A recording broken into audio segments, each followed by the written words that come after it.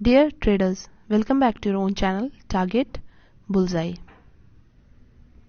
आज हम डीमार्ट कंपनी के बारे में बात करने जा रहे हैं जो कि एवेन्यू सुपरमार्ट के नाम से भी एनएससी में लिस्टेड है। तो जो लोग डीमार्ट के बारे में जानते हैं अच्छी बात है, जो लोग नहीं जानते मैं उनको बता दूं, ये एक आप जैसे बिग बाज़ार या रिलायंस सुपरमार्ट जो आप जाते हैं, ये सिमिलर बिजनेस लाइन में ये भी ऑपरेट करती है ये कंपनी।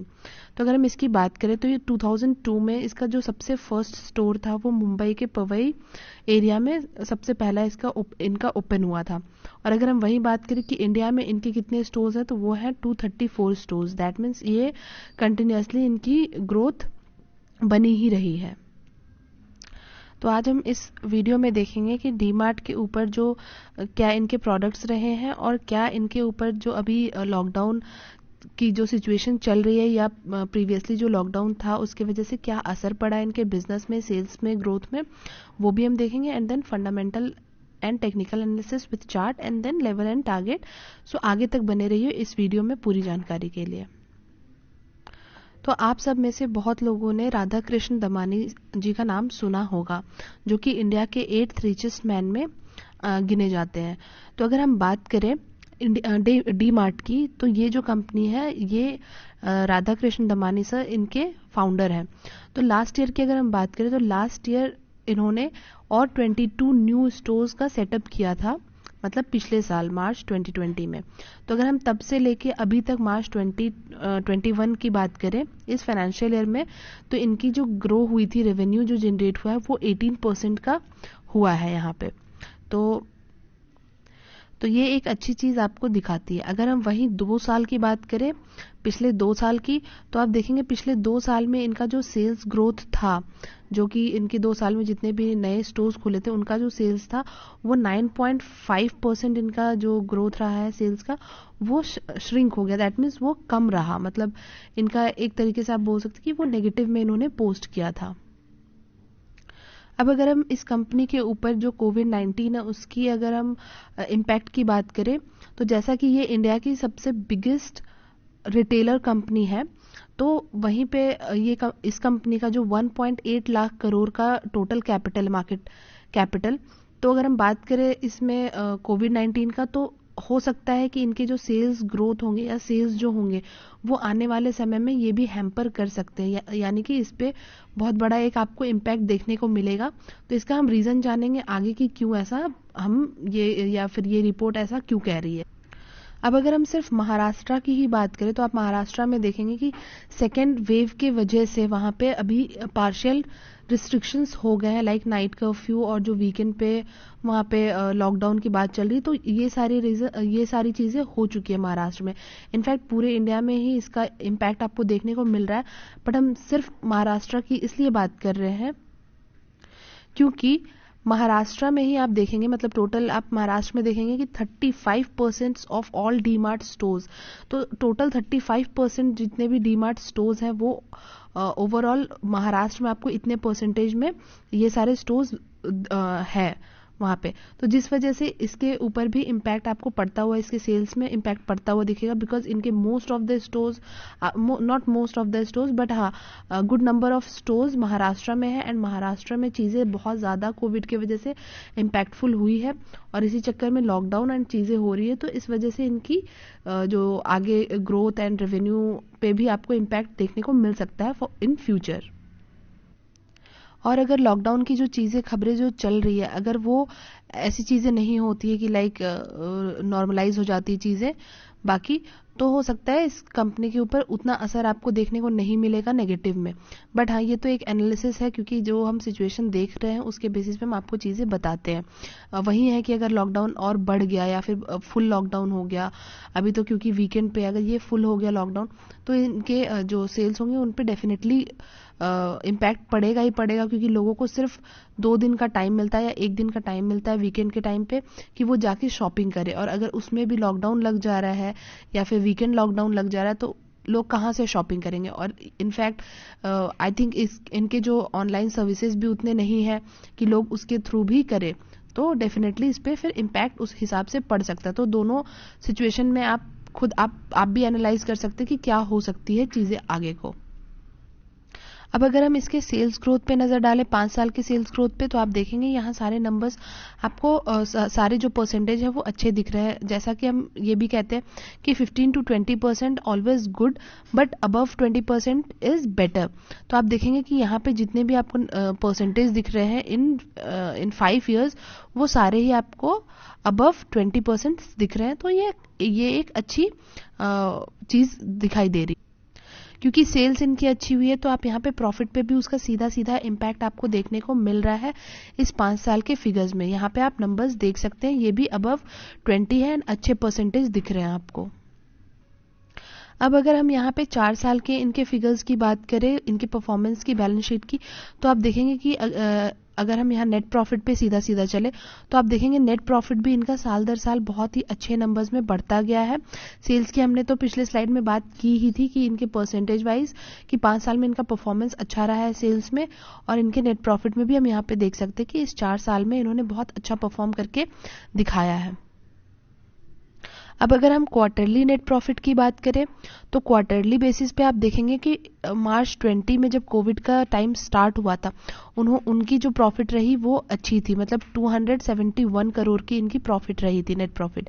वहीं आप जून में देखेंगे, जून 20 में जबकि फुल लॉकडाउन लग चुका था, इसकी वजह से आपको सीधा सीधा इम्पैक्ट देखने को मिल रहा है कि इनकी एक बहुत बड़े नंबर में आपको डिप देखने को मिल रही है। लाइक बहुत आप देख सकते 40 करोड़ का सिर्फ इनका उस टाइम पे नेट प्रॉफिट हुआ था, जबकि लास्ट क्वार्टर में अच्छा हुआ था।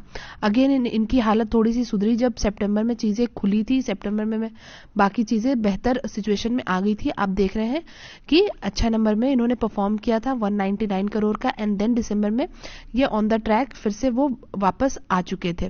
तो ये एक पॉजिटिव साइन आपको इस कंपनी में देखने को मिल रही है।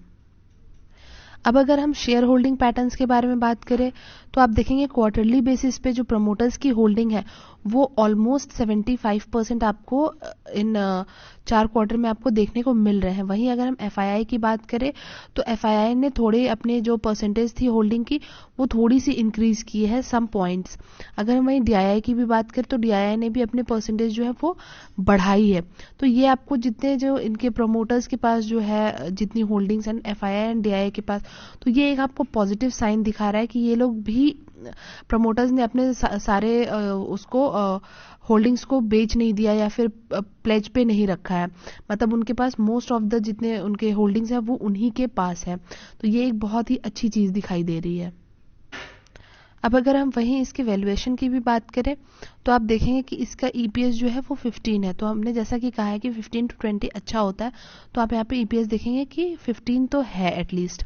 अगर हम वहीं industry P and stock P की बात करें, तो इंडस्ट्री पी 133 है, जहाँ की स्टॉक पी 184 है। तो आप देख सकते हैं कि ये सेकेंड लार्जेस्ट रिटेलर कंपनी में से है। तो आप खुद सोच सकते हैं कि अगर कोई भी कंपनी अच्छी है, तो अगर वो थोड़े से ऊपर भाव में आपको मिल रही है चीज़ें, तो वो बुरी नहीं है। बाकी आप वेट कर सकते हैं इसके नीचे आने का, जब और करेक्शन आएगा इस शेयर में, तो आप उस हिसाब से आप कम भाव में आप ले सकते हैं। अगर हम डिलीवरेबल्स की बात करें, तो डिलीवरेबल्स में आप देख सकते हैं कि 25% जो लोग हैं उसको ये अपने डीमैट अकाउंट में लेके जा चुके हैं आज के ट्रेडिंग डे में। अब अगर हम वहीं इसके रिटर्न्स की बात करें, तो रिटर्न्स भी आप देखेंगे कि अच्छे नंबर में इन्होंने पोस्ट किया है पिछले 3 साल में। 3 साल में आप देखेंगे कि 103% इन्होंने प्रॉफिट करके आपको दिया है। 2 साल में भी 100%, ऑलमोस्ट 99% है, बट आप अगर देखेंगे तो 100% के आसपास ही आपको प्रॉफिट करके इन्होंने दिया है। अगर हम 1 साल की बात करें, तो 1 साल में भी अच्छा ही प्रॉफिट दिया है। सिर्फ हम अगर 1 महीने और 3 महीने की बात करें, तो 1 और 3 महीने में रिटर्न इसका उतना ऐसा बहुत बढ़िया रहा नहीं है, या बहुत बुरा भी नहीं रहा है, बट ठीक है रिटर्न, बट वैसा आपको मिला नहीं है एज एक्सपेक्टेड। तो चलिए अब हम आगे बढ़ते हैं चार्ट के ऊपर। अब अगर हम इसके चार्ट पे एक बार नजर डालें, तो 1 वीक के टाइम फ्रेम में हम डिस्कस करते हैं। 1 वीक के टाइम फ्रेम में आपको हर एक कैंडल 1 वीक को रिप्रेजेंट करता हुआ नजर आएगा।